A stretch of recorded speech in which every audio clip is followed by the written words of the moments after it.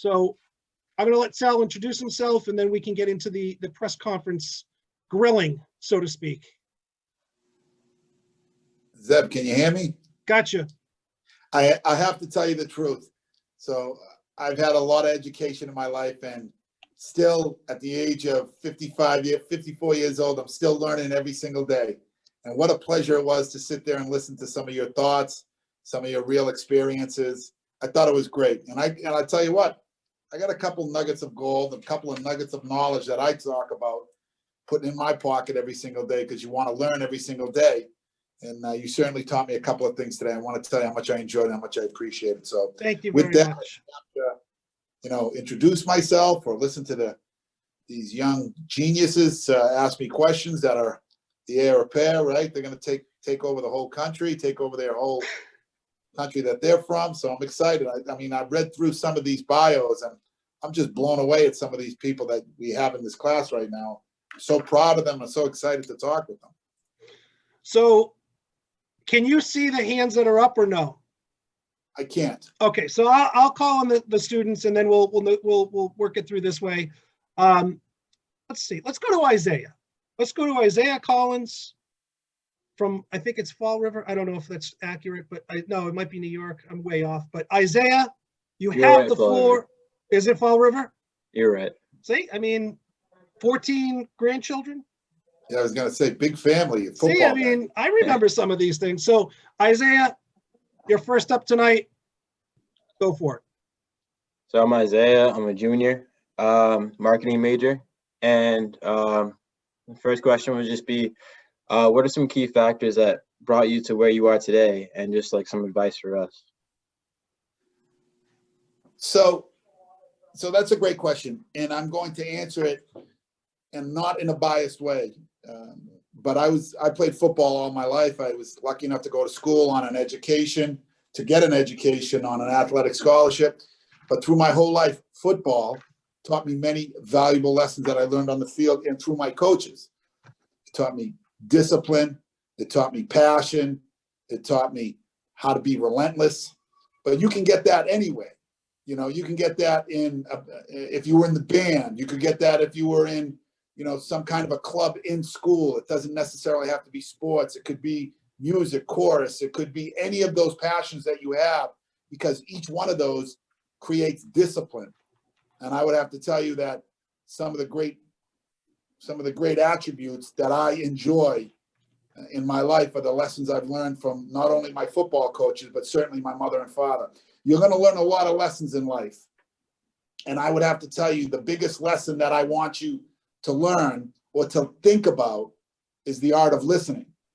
You see, there's a lot of people that come up through the system that they go to great prestigious schools. And I was blessed. I went to Northeastern, Zev School, and then I went on to MIT, and I was around some really brilliant people in my life.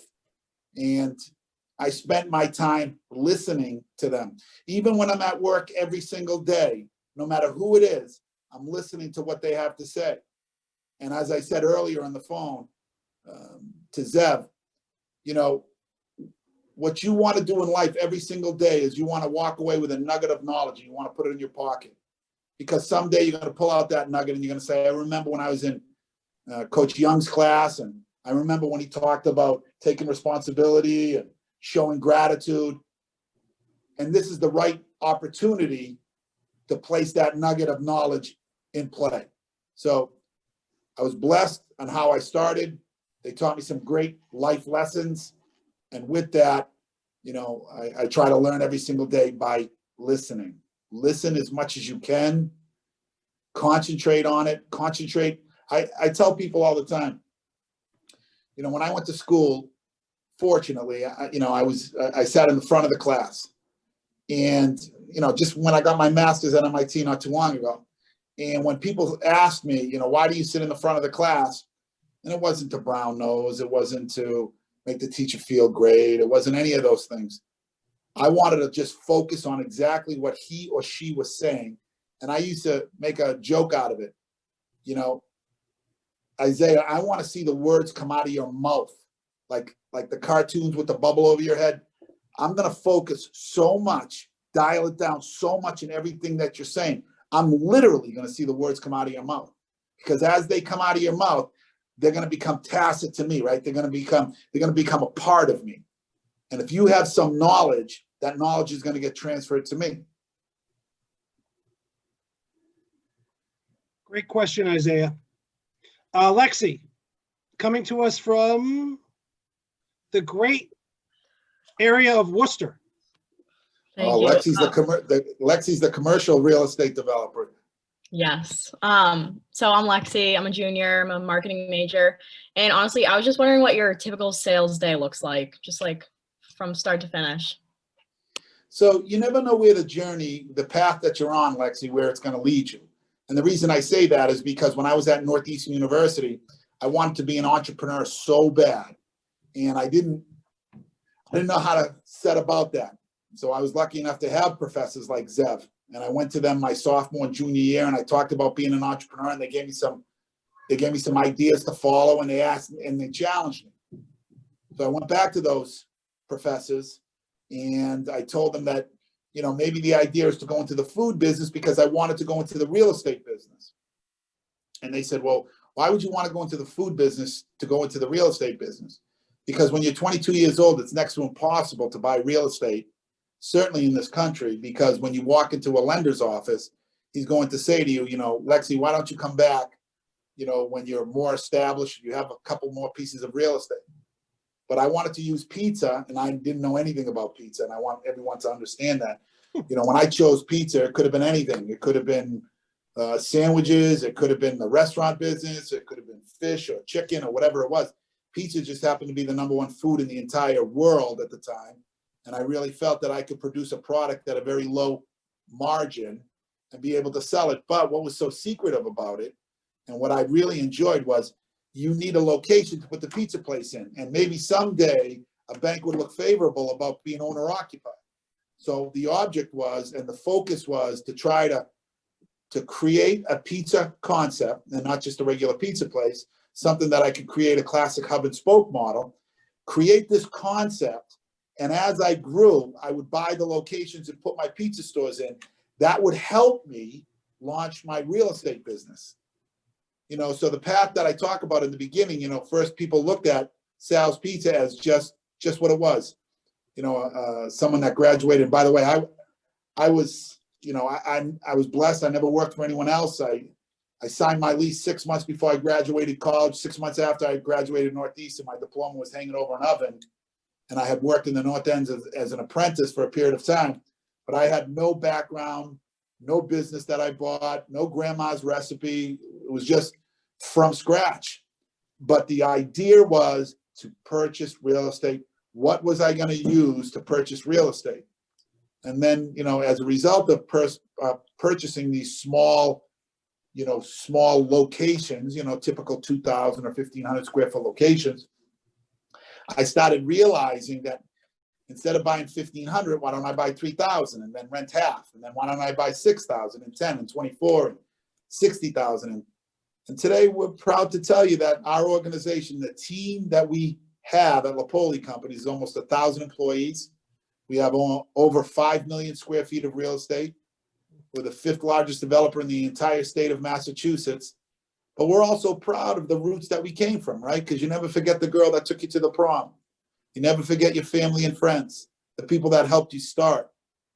You have to rely upon certain words of integrity and loyalty and honesty. And the reason I say that is because we could have sold our pizza business a long time ago. But that pizza business today supports about 600 employees. And some of those employees go back 30 years. And the number of stores we have today, I don't know, maybe we have 40 or 50 stores and different locations and different events and different arenas and things like that. But Lexi, you never know the path of the journey you're on. You start down one journey, and if you keep your eyes open, you're able to pivot when the opportunity approaches you. I always tell my son and my daughter, both my son Sal Jr. is a sophomore at Bentley University. My daughter Mary is getting her MBA at BC, and she is also a graduate of Bentley University. And I always tell my children one thing, and I coached football for 17 years. I tell my children, I tell my football players, I tell my employees, will you be ready when your number is called? Will you be ready when the opportunity is presented upon you? And I think that's one thing that I'd like to just let people understand. You know, by being organized, by being ready when your number is called and when the opportunity approaches you, you'll be able to say, okay, at 22 years old, I'll be able to enter this business because I have an approach. I have a plan. And then that plan that you entered, you know, selling pizzas in 700 square feet. I mean, Zeb, this is a real story. I sold my car to open the first store. You know, I come from a big family like Isaiah has, you know, 6 boys in our family. We lived in 900 square feet in East Boston when I was born. So, you know, the path that you're on, you know, I just want you to understand, you know, especially the fact that you love real estate so much. I want you to understand you're not, I don't want you to be closed-minded. I want you to realize, you know, with this dream that you have of being in the real estate business, Lexi, you know, you never know where the path is going to take you. Be prepared to pivot when the opportunity comes. Does that make sense? Yeah, it does. Thank you. Kaylin. Hi, I'm Kaylin. I'm a senior and I'm a marketing major. I wanted to talk to you a little bit about the revolving test kitchen. I read a little bit about it like prior to class, and recently this year I did a lot of research on like rental commercial kitchens because unfortunately my family's butcher shop closed down this year, and so I've been looking into a lot of those. But this like revolving test kitchen like kind of brings a whole different opportunity to a lot of people, and I was wondering if you could kind of talk about your experience, the inspiration, and like how it came to be. You know, that's a great question, Kaylin.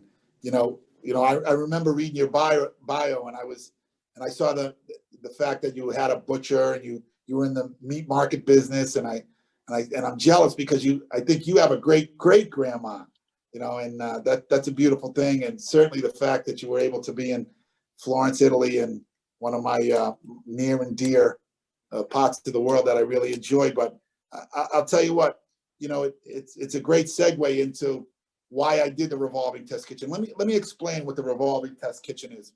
In life, I promise you, your greatest gift, your greatest enjoyment, your greatest satisfaction will be doing something for someone that didn't even ask you to do them a favor, or doing something for someone when you can't afford to do that for a person. You know, when entrepreneurs first start, they're scrappy, right? We all bootstrap it, you know, most of all entrepreneurs.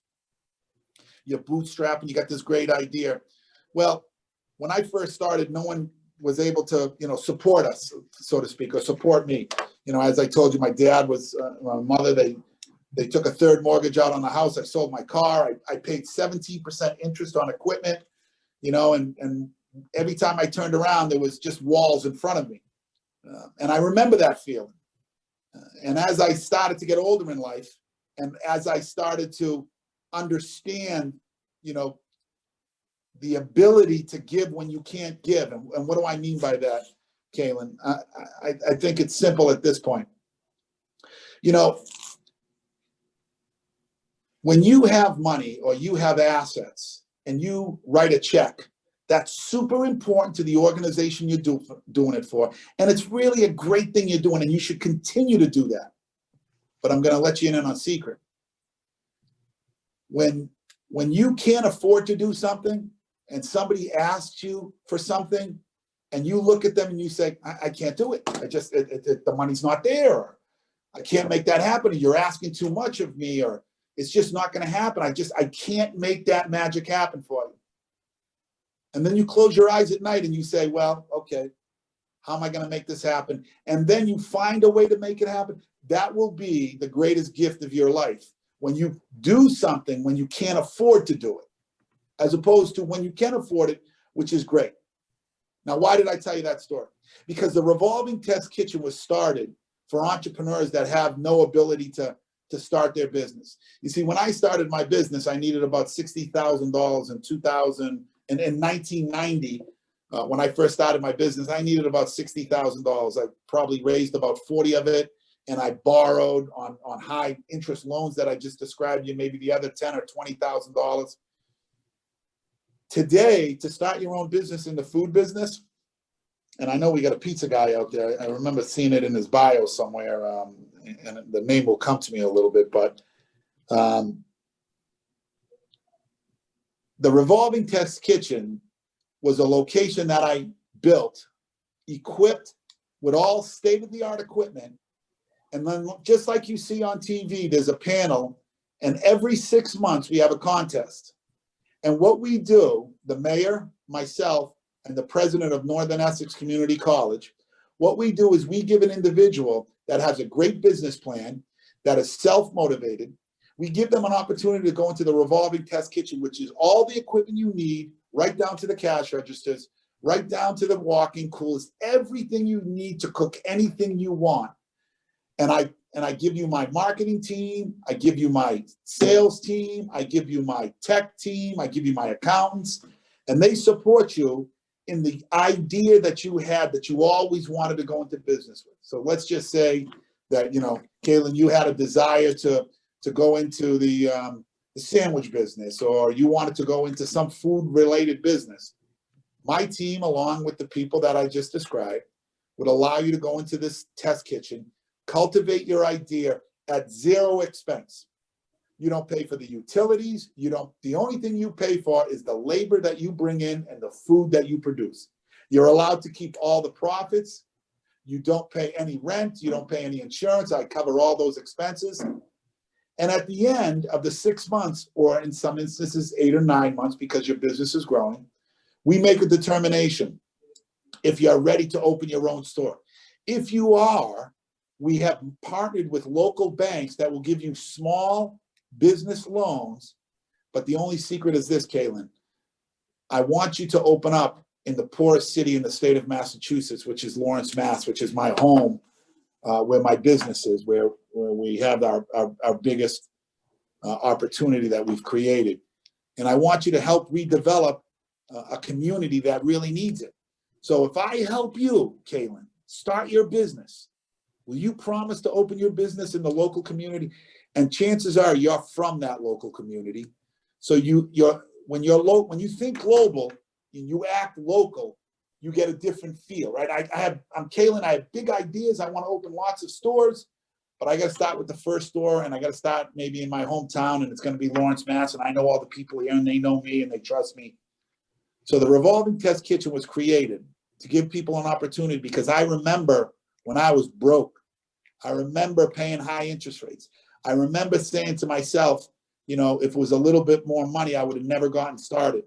And today, to open just a small location, maybe 1,500 to 2,000 square feet, you know, to do something today costs you probably $500,000 and probably take a year to get open based on permitting and zoning and things like that.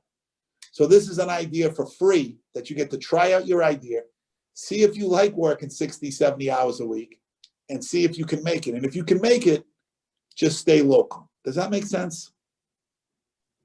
That's what the revolving test kitchen is. It was an idea that was started because I remember what it was like when I was 21 years old when I started my business. I remember what it was like when I had no money.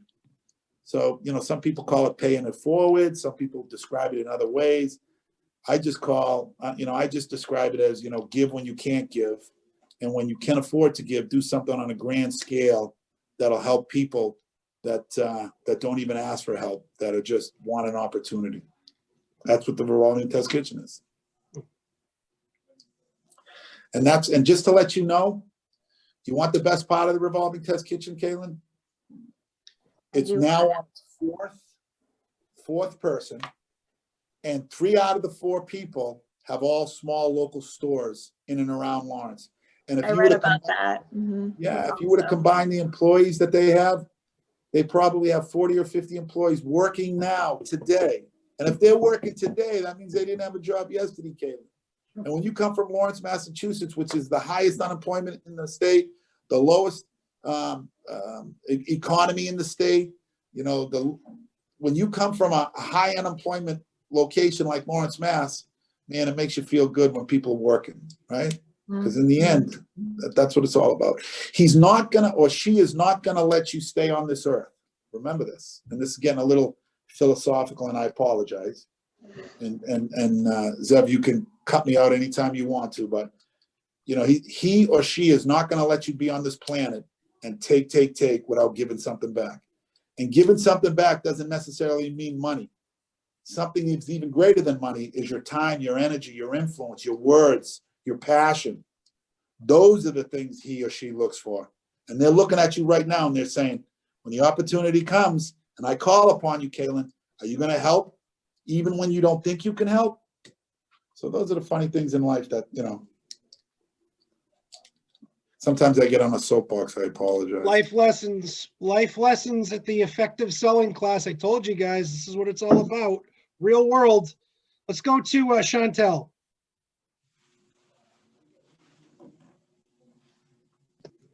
Hi, so my name is Chantal. I'm from Panama. I'm a senior here at Bentley and I'm a management major. So something I wanted to ask you is that I went into your website and something that really caught my attention was that on like the main page, it said that for you, it's all about getting the right balance between listening and leading. So I was just wondering, like, what are some of the tactics or strategies that you've found that are like really helpful to find that balance? So Chantel, that's a really great question. I'm going to tell you, I am so dialed in. I am so focused. Every single day that I get up, I say to myself, who am I leading today? What lessons am I going to be able to transfer today? How are my employees going to get better? How are they going to teach me? How am I going to teach them? What lessons am I going to learn from my competitors? And it all comes back to me, it comes back to leadership. I am passionate about leadership. You know, I think you can be anything you want in your life if you make a determination. If you look yourself in the mirror, and we talked a little bit about that in class today, if you look yourself in the mirror and say you are determined to create leadership skills. Now, you don't have to necessarily be the general of the army, but you have to understand what leadership skills are. Even if you're not a leader, you have to be able to recognize them in order to be a great follower. You cannot be a great leader without being a great follower. And many times in my life right now today, I'm in several programs that my role is not necessarily to be the leader. My role is to be the follower, or to help move things along, you know, or to be the person that creates the deal and somebody else is the leader of that deal. So I would tell you leadership, you know, I'm always going to fall back on this, Chantel. You know, I think that is, if you have leadership skills, they fall into all the categories that Zeb is talking about. They fall into great negotiating skills, great sales skills, because it's a level of confidence, right? When you're a leader, you have great confidence, and you can learn to be a great leader. You can learn to be a great leader by, you know, some people read books, some people talk to people, some people put themselves in uncomfortable situations, and they force themselves to make those kinds of decisions or to be in that environment where they're learning every single day. You know, I'm just going to leave you with a few things. You know, when you're a great leader, you have to understand that team comes first. Team will always come first, you know.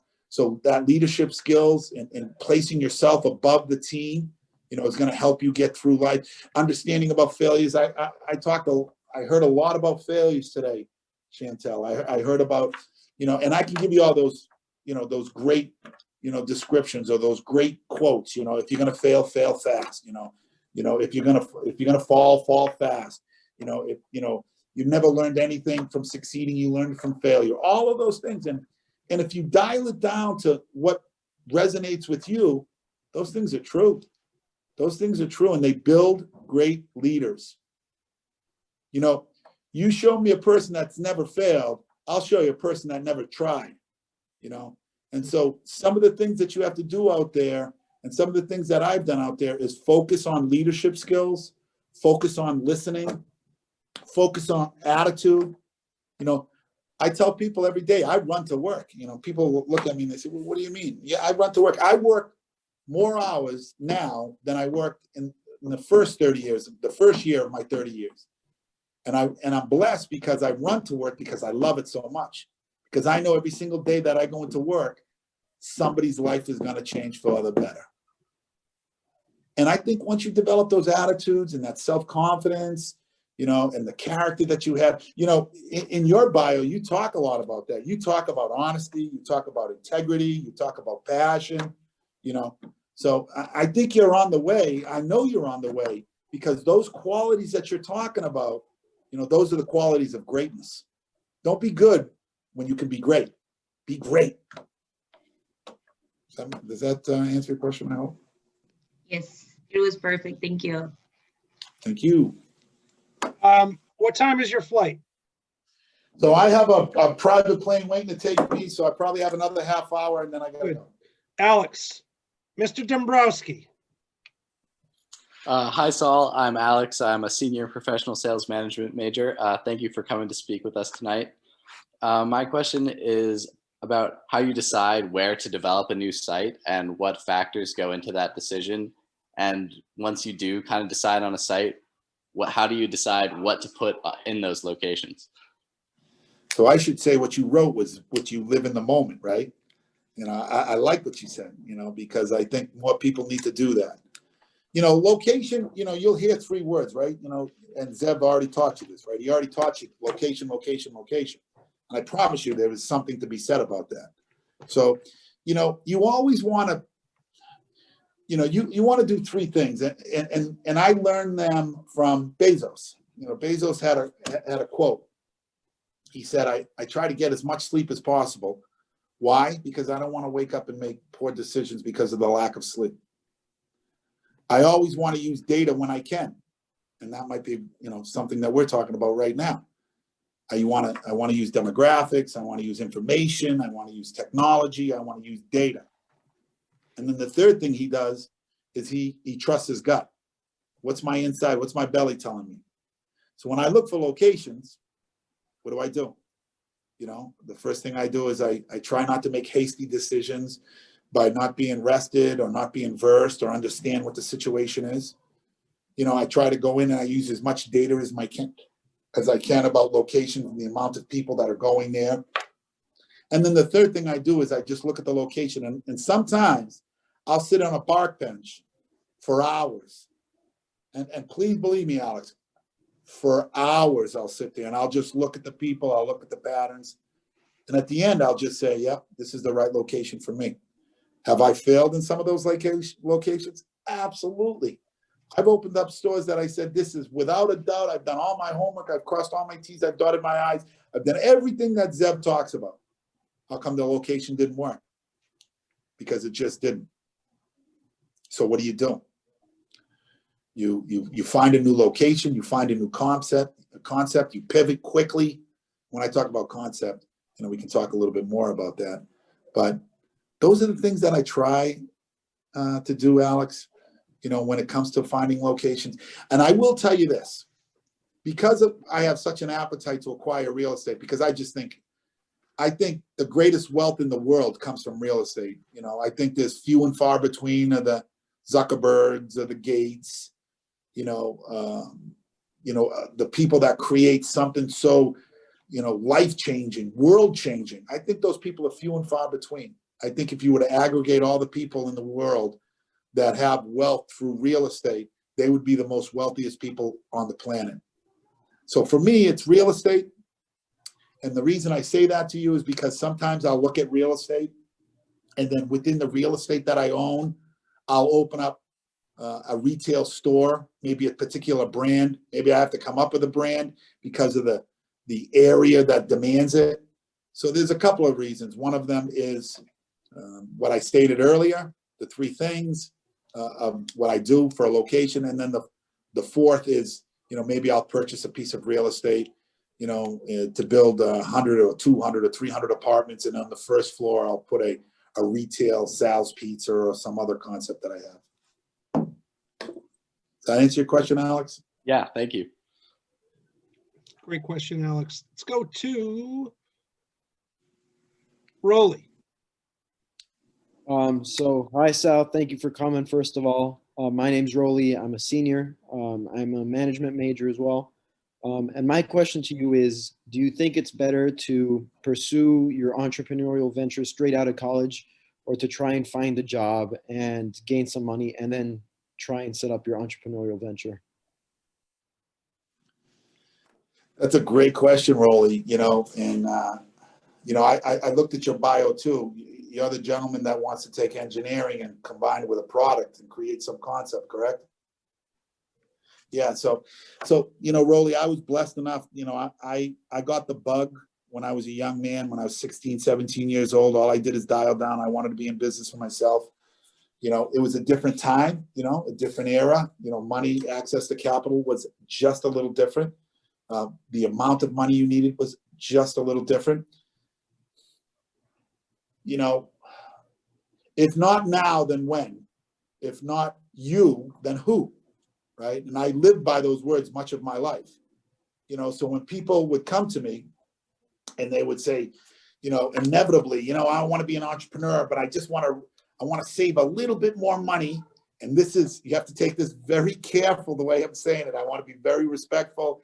I certainly don't want to put people in precarious situations.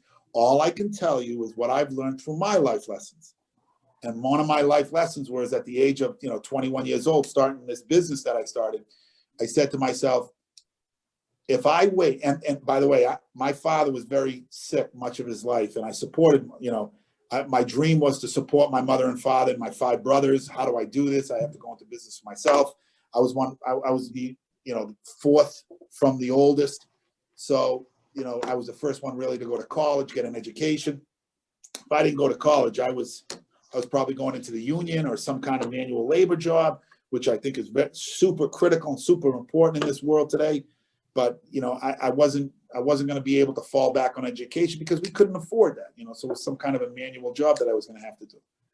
And the reason I share that story with you is because when I was, in college and I decided to become an entrepreneur, every single day, I saw what I wanted, I believed in what I wanted, and I believed that there was no option other than becoming an entrepreneur. I didn't say, well, I want to work for a little while and then I'm going to take because you're never going to have enough money, my friend.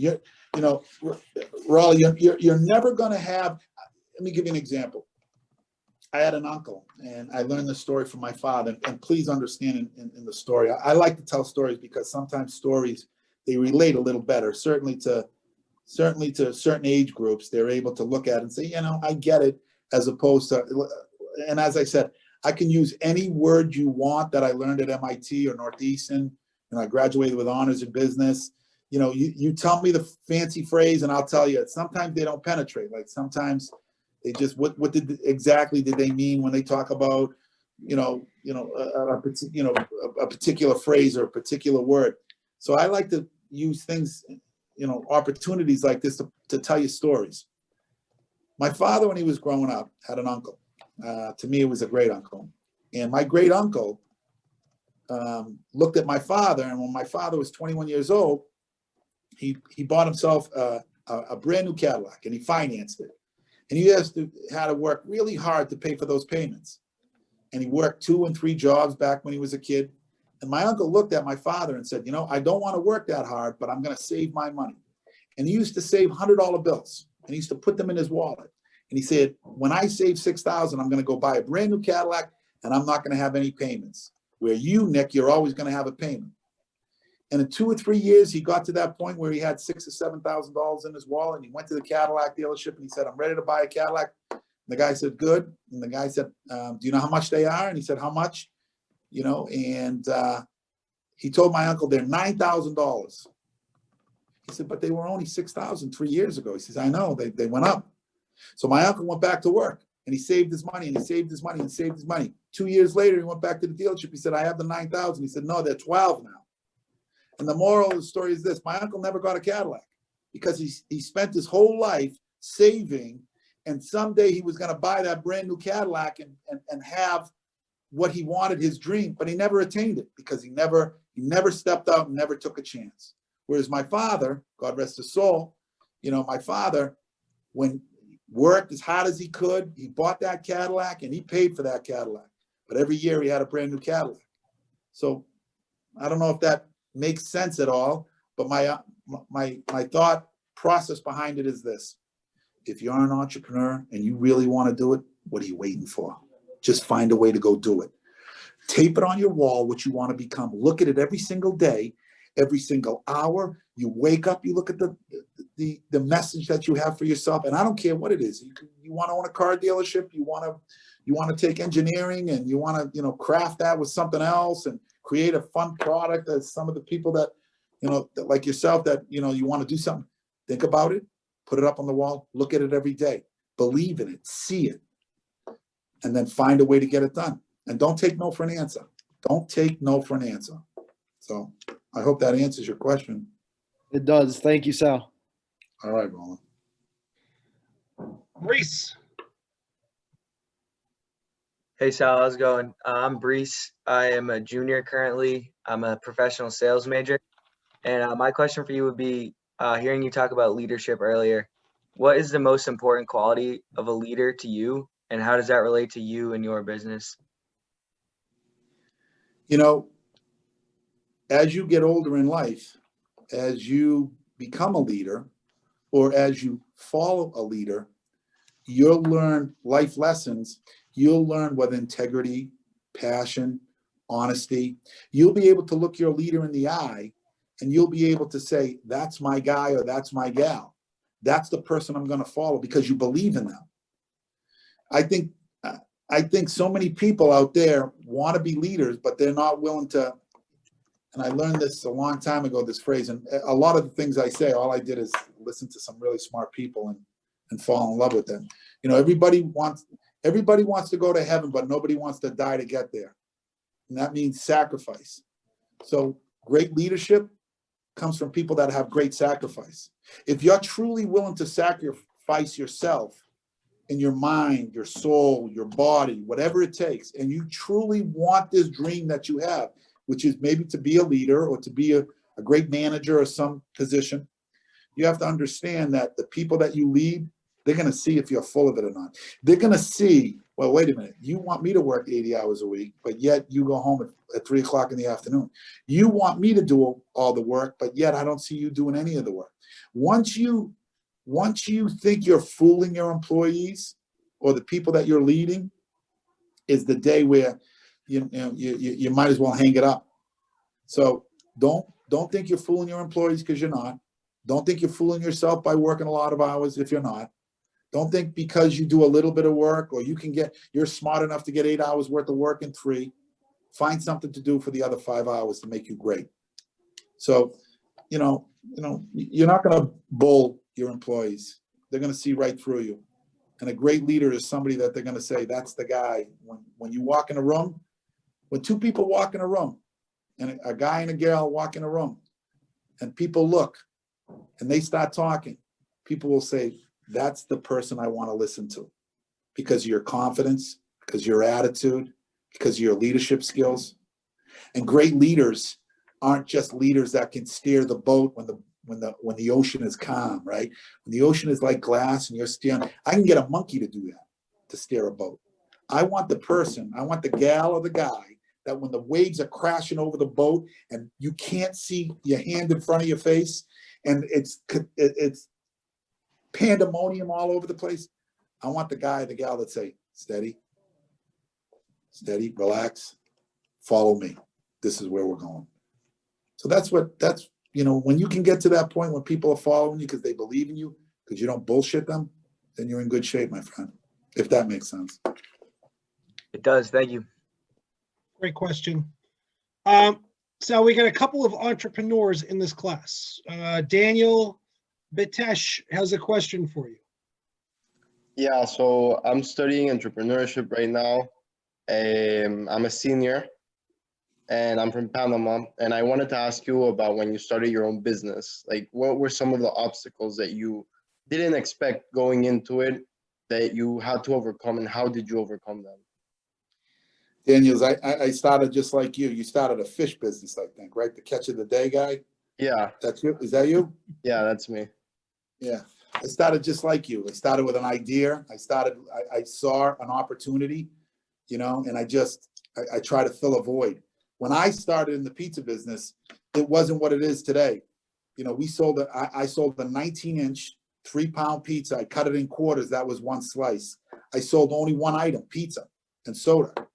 You know, today, you know, you walk into a store, Pizza Hut or Papagino's or Domino's, they sell multiple things. I sold one thing. I try to do it the best, at the best price, the best quality, and the biggest price and the biggest product on the market. So I try to find something that I thought attracted masses of people. I try to find something that wasn't a fad that lasted the test of time. I try to find something that I could open multiple locations. I try to find something that was that this concept or this was a path to a greater vision or a greater, means. For example, the real estate, going into the pizza business to open real estate. But, I'm always amused when people, when I was first starting out, people looked at me and they said, you're going into the pizza business? My best friends, you're going into the pizza business, Luke? What do you know about the pizza business? I said, I don't know anything about the pizza business. They said, Luke, the only business you know about the pizza business is how to eat pizza, Sal. And I started laughing. I said, you're probably right, but I'm going to learn. And I'm going to learn because I don't care if it was pizza or it was tape recorders or it was, phones or whatever it was. I'm going to find that product that somebody wants and I'm going to make it better, because you don't have to be the guy with the, to invent the light bulb, right? You just have to be the guy that can take the light bulb, make it a little better, market it, brand it, and get it out there, and sell more than the guy that invented it. You don't have to be the inventor to come up with a great concept. So realize, try to find yourself something that you love, that you're passionate about. And I don't care if it's selling fish or selling pizza or whatever it is. I love technology, but I promise you, your business will be successful, and not as a result of technology. Okay. Your business will be successful if you're able to harness technology, understand technology, and utilize it for yourself. But it won't be this technology that I invented that's going to make me a success. Listen, if you were to make a pie, okay, the smallest slice of that pie is the idea, right? Because everybody's got an idea. So the smallest portion of that slice is the idea. And people think that's the most important thing. Oh my God, I got to come up with a great idea. That's the smallest part of success, is the idea. Because the next part of the idea is there a market for it? Geez, I can turn salt water into drinking water. Does that sound like it's a great idea? The answer is yes. If I ever could invent the ability to turn salt water into drinking water, I cure one of the biggest problems in the world, that exists, right? I can bring water to the desert. There's endless amounts of seawater. So the idea, is there a market? Yes, of course there's a market. I have the idea, I have the market, and then can I do it? Do I have the ability or the understanding to turn this salt water? And the answer is yes, I have the patent, I'm the inventor, I know how to do it. And that's the third biggest piece of the pie. But the biggest piece of the pie will always be the team, will always be the people you put around yourself that will execute. Because without a team, all you have is an invention that can turn salt water into drinking water, and it's going to sit on a shelf. It's the team. It's the people you put around you. Those are the people that are the most important part of that circle. So whatever you're doing, put the right people around you, be the leader, put everybody on the right bus going in the right direction, and you'll be a big success in life. Does that make sense? Yeah, and thank you so much for the advice. Really appreciate it. My pleasure, my friend. And keep selling fish. Thanks. Clayton. Hey Sal, how you doing? My name's Clayton. Yeah, I'm you're the pizza guy. Yeah, that's me. A 19-inch pizza and a quarter slice is pretty big. I don't know how people would finish that. You gotta be really hungry. I want you to take it home because you'll remember me. That's true. That's true. I'll definitely have to try sometime. But I wanted to ask you, because you seem like a very big community-driven person. And I wanted to understand where are you witnessing sustainability as a factor in the selling of your company services, as well as a factor in the functioning of your developed communities? So I believe in sustainability. You know, first of all, when you can create a company that lasts 30 years, you're a sustainable company, right? You know, and it doesn't have to be, you know, a particular product out there that creates sustainability that you would think about, you know, as it revolves around energy, clean energy, or, you know, it doesn't necessarily have to always be that. You know, you can create a sustainable company that becomes generational. And I'm always enamored, and my dream and my hope is to create a company that's generational, that I'm able to pass on from generation to generation. And I would think that would categorize as a sustainable kind of an organization. You know, so, you know, sustainability to me and within my organization, and what do I do that's sustainable? I go in gateway cities, and I don't know if you're familiar with that term, but gateway cities in Massachusetts is a fancy term for economically challenged cities and towns. Now, there's only 27 of them through the entire state of Massachusetts, and there are 351 cities and towns. So, you know, in just over 5-6% of the state, you have what's called gateway cities.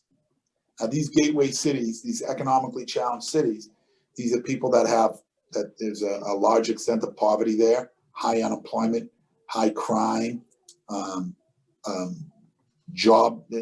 tremendous amount of jobless individuals. So when we go into a community, we like the term social impact entrepreneurs, because we'll go into a community and revitalize it. And we'll take an abandoned building that, by the way, these buildings aren't small. These are buildings, if you stand them up, they're as tall as the Prudential building.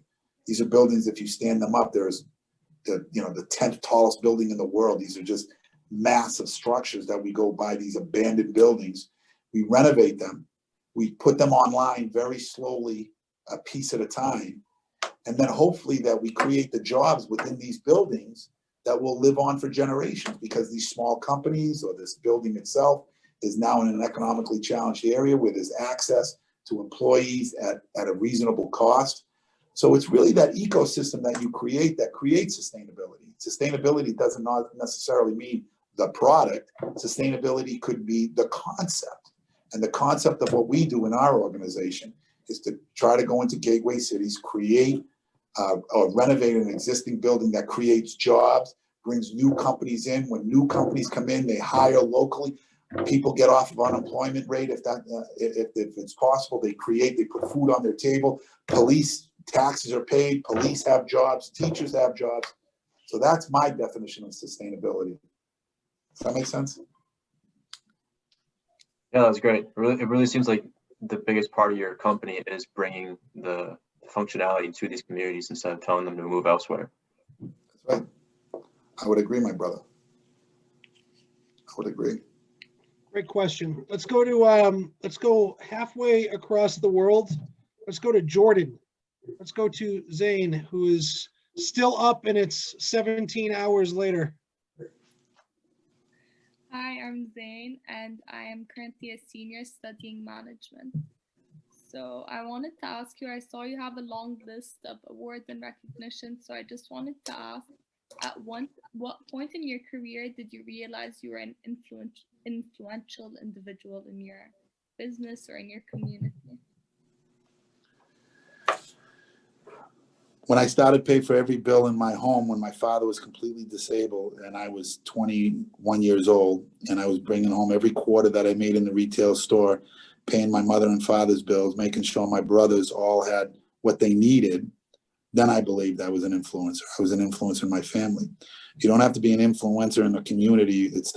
Sometimes it starts in the home. It starts the way you treat your siblings. It starts the way you treat your parents. It starts the way you treat your children, right? Or the other significant other person in your life. An influencer is a person that makes a mark on your heart, right? And I always tell people, you want to be a successful salesperson, you want to be a successful businessman or businesswoman, I want to make you fall in love with me. And how do I do that? By carving my name in your heart. And if I can do that, then you're going to follow me. You're going to follow me through thick and thin. You're going to follow me through, over the highest mountain and the lowest valley. So what is an influencer? An influencer is somebody that I believe in because I'm willing to show people that I'll step out, I'll do what it takes. So early on, I became an influencer, I guess, by doing the right thing with my family, realizing how important it was, and realizing the change I could create. As a result of it, I brought that over to my business. As a result of that, I brought that to my employees. And when your employees see that you're willing to give as much as they're willing to give, they'll follow you. That's amazing. Thank you. So 8:21, we got a couple more. Let's go to our Yankee fan, our resident Yankee fan, Mr. Ben Grigg. How's it going, Sal? I'm Ben. I'm a junior professional sales major. We talked a lot tonight about the importance of relationship and like yourself and your business. How is your dedication to locals and the community around you help with return business and just everything going forward in your multifaceted assets? Not too different than you, right? You started in, you wanted to get to the next level. You started in the entertainment business, I think, correct? Yes, sir. Yeah. So I was fascinated by your bio of how, you started at a very young age. You were in high school when you were kind of conducting yourself in the entertainment world. So you were very local, weren't you? Yeah. You were around all your friends. You were around all the people that believed in you. So as you started to create these opportunities, you were around people that already trusted you. And once they trusted you, it became an easier sell for you. Of course I'm going to Ben. He's my boy. Of course he's going to do the right thing. I know Ben for a long time. That's the same thing when you go into these underprivileged communities. First you have to do is get their trust. Whenever you do anything in life, if you're going to become an entrepreneur and you're going to go into the retail business or you're going to go into any business, Zev talked about it a lot. I have to convince you that I'm your guy or I'm your gal when I go into a business deal. I am looking out for you. I understand your problems, Ben. I'm going to show you the solution to your problem. In the process of solving your problems, I will make a sale or I will better my company. And profit is not a dirty word. Sometimes people look and they say, oh, you're only in this for the profit. If I go into it and looking through your lens and looking to see what can make your life better, Ben, and in the process, I can create an opportunity for my organization, then I made a good sale. I made a good deal. So, but the first thing I have to do is make you feel good about what I'm trying to do. Make you feel that I'm in it for all the right reasons. And that starts with trust. And that starts with being local. Remember, think big, think global, act local. Think global, act local. Don't be afraid to roll up your sleeves and become part of the fabric of that community. They'll trust you like they trust me, I hope. And I still work hard every single day for their trust in every community that I'm in. And that means not abandoning that community. That means, creating opportunities. So that's what we do, Ben. I hope I answered your question. Yes, thank you. I think I have time for one more, Professor. You got it. Let's see who we have here. Who's the last one of the evening? Let's go to Mr. Brett Folan. Oh, I like Brett. I'm a senior professional sales major here at Bentley. And I was just wondering, like, in all the projects that you've done, you've had to have faced kind of like some resistance from like either like town boards or like local communities about the project you're presenting. What are some of the ways, like, I guess, like you kind of like sell your idea to the community and like you kind of negotiate around these concerns? That's a great question. I'm sure when you were in the floor business, right? Your dad was in the flooring business? Yes, sir, yeah. You're the guy that wants to be in, I think, marine technology or something like that? Yes, sir, yep. Yeah, I think that's interesting. So but I'm going to tell you, just by being in, I'm sure your dad would know what it's like to pull permits and go in front of boards and build buildings and things like that.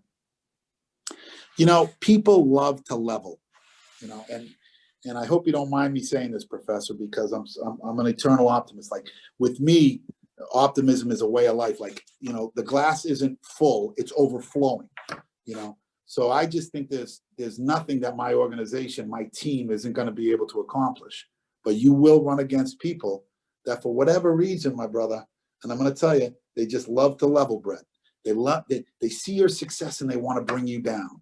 I sat on a board, I donated my time from 2015 to 2018, and I sat on one of the toughest boards you can sit on. It's called school committee, you know, and I'm sure you know what that is. And, you know, you can sit on a variance board, you can sit on a planning board, you can be a selectman. Try sitting on a school committee board with mothers and fathers screaming at you all day long because you're not treating their son or daughter the way they should be. And when it gets personal like that, it gets very aggressive. And the only reason I say that is because people love to tear people down. You can't let that happen, brother. You just can't let those people that are trying to level you every single day, especially, Brett, when you become highly successful, because you will be successful and you will be that entrepreneur that you aspire to be, and you will create some kind of concept in marine technology. But when you get there, people are going to look to knock you off the pedestal a little bit. And I'm not being, you know, pessimist, you know, I'm just telling you the way it is. But you have to be prepared for that. You have to be prepared for every single day someone's going to take a shot at you. How are you going to react to it? And that's a good thing, because that'll keep you on your toes. I want you to be a little paranoid when you go to business, when you go to work every single day. Because if you're a little paranoid, if your competitor, you're a little paranoid that someone's trying to knock you off your perch a little bit, you'll be more attentive. You'll be on your toes all day long. You'll be looking behind you. You'll be looking in front, to the side, to the right. You'll be looking at the competition. You'll be studying your competition. What are they doing that I'm not doing? And when it comes to these crazy boards, you got to fight through it. You got to put that big smile on. You got to keep coming back every single time. If they tell you that, you know, you got to cross the T 3 more times, you're going to cross it and come back again. And in the end, they're going to look at you and they're going to say, no matter what I say to this guy, he keeps coming back. He's not going to stop. I might as well just give him the permit. And when I first started, the greatest lesson in my life, this is the honest to God truth. The first piece of real estate I ever bought, the building inspector went to the board and he tried to have my building condemned. I had just pulled every quarter I had from the first store, poured it into the first piece of property I bought, and he wanted to condemn and tear my building down. Like, listen, I'm a big guy. You know, I'm 6'1", I'm 270 pounds. I've been a big guy my whole life. I've been a captain of my football team. I'm an aggressive guy. I'm out there. This guy brought me to my knees almost. Like, I can remember the emotions I was filled with. But he taught me the greatest lesson in life. He taught me that I'm not going to stop until I beat him. And how do I beat him? Sometimes I killed him with kindness. And I come back, and I came back, and I came back. And every time I came back, it was yes, sir, no, sir. Every time I came back and he told me, he gave me an obstacle, and I jumped over and I said, this was my solution. How do I do this? I inundated him with questions. Teach me how to do this. How do I do this? Where do I go? Who can help me? And finally, I just wore them out. They just looked at me and they said, give this freaking kid the permit.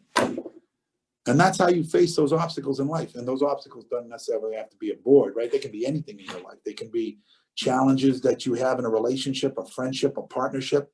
You know, it's up to you to work every single day at those little things to make you overcome those things. Think of everything in you, and you have a great example. Think of all your obstacles in life as if you were going in front of a big board, and how would you address it? And whether it's, I told you, whether it's the relationship, the woman you marry, the friend that you have, whatever it is, what are you doing every day to make it better? Because if you rely upon that other board member, the person across the table, to make all the decisions, well, I'll tell you what, my friend, they're going to make the decisions what's best for them, as opposed to what's best for you. How's that sound? That was awesome. Thank you very much. I appreciate it. All right, so guys, it's 8:30. I'm going to let Sal go catch his flight to Salt Lake City. Sal, from all of us, do you feel the passion? Do you guys feel the passion that Sal brings every single day, the juice? I mean, this is the personification of effective selling right here. Management,